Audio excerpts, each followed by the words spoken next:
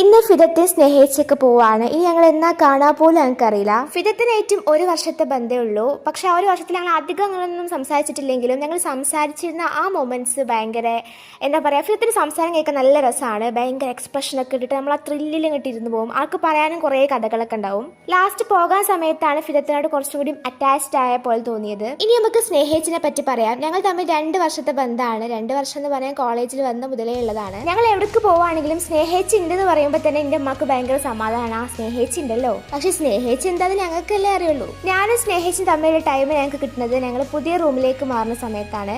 അവിടുന്ന് ഞങ്ങൾ ഒരുപാട് സംസാരിച്ചിട്ടുണ്ട്. ഒരുപാട് എന്ന് പറഞ്ഞാൽ ഒരുപാട്. അതിന് ചെറിയ ചെറിയ കാര്യങ്ങളാവാം, വലിയ വലിയ കാര്യങ്ങളാവാം, എന്തും ആകാം. എനിക്ക് എന്തെങ്കിലും മനസ്സിന് ടെൻഷൻ ഉണ്ടെങ്കിൽ, എനിക്ക് എന്ത് പ്രശ്നം ഉണ്ടെങ്കിലും, എനിക്ക് എന്ത് കാര്യം പറയാനുണ്ടെങ്കിലും സ്നേഹിച്ച് എനിക്ക് എപ്പോഴും അവൈലബിൾ ആയിട്ട് കിട്ടലുണ്ട്. ആളെ സിറ്റ് ഔട്ടിൽ ഇങ്ങനെ ഇരിക്കുന്നുണ്ടാവും. നമുക്ക് എപ്പോൾ വേണമെങ്കിലും എന്തും ഓപ്പൺ ആയിട്ട് പറയാൻ പറ്റുന്ന ഫ്രീഡം. ഇപ്പോൾ ഞാൻ മിസ് ചെയ്യുന്നതും അത് തന്നെയാണ്.